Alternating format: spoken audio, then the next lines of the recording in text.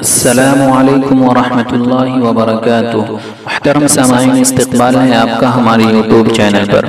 محترم سامعین، جس طرح گودی میڈیا نظام الدین مرکز اور تبلیغی جماعت کو بدنام کرنے کی ناپاک کوشش کر رہی ہے، اب تبلیغی مرکز نظام الدین اور تبلیغی جماعت کی حمایت میں مسلم جماعتیں آگے آ رہی ہے۔ جماعت اسلامی ہند کے صدر سید سعادت اللہ حسینی، جو امیر جماعت اسلامی ہند ہیں، انہوں نے بڑا بیان جاری کیا ہے۔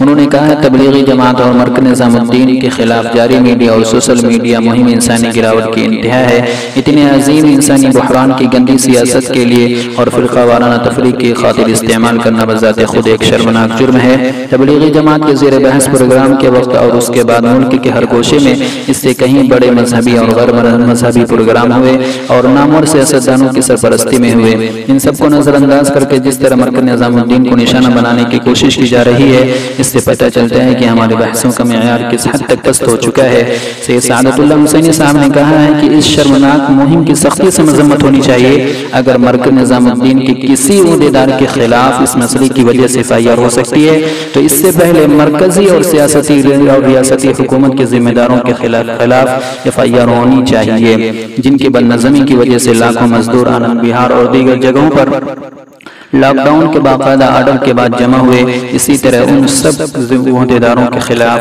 FIR زیادہ ضروری ہے جو رپورٹوں کے مطابق تبلیغی جماعت کے ذمہ داروں کی متعدد خطوط کے جواب میں خاموش بیٹھے رہے ہیں۔ ہم اس میڈیا مہم کی مذمت کرتے ہیں۔ ہم سب تبلیغی جماعت اور مرکز نظام الدین کے ساتھ ہیں۔ سید سعادت اللہ حسینی صاحب نے اس موقع پر کہا کہ مسلمان علماء اور اکابر کے ان بیانات کو پرزور طریقے سے سامنے لانا چاہیے جو اس وبا سے مقابلے کے لیے جاری کیے جاتے رہے ہیں، اور ان عظیم خدمات کا بھی تعارف ہونا چاہیے جو مسلمان اور ان کی مختلف تنظیمیں وبا کی روک تھام اور متاثرین کے مسائل کو حل کرنے کے لیے کر رہی ہے، اور بلا تفریق مذہب و ملت تمام ہندوستانی بھائیوں اور بہنوں کے لیے کر رہی ہے۔ اور شائستگی کے ساتھ لوگوں کو اس بات کی طرف متوجہ کرنا چاہیے کہ یہ وقت ایسی سیاست کا نہیں ہے بلکہ متحد ہو کر اس بیماری کے مقابلے کا ہے۔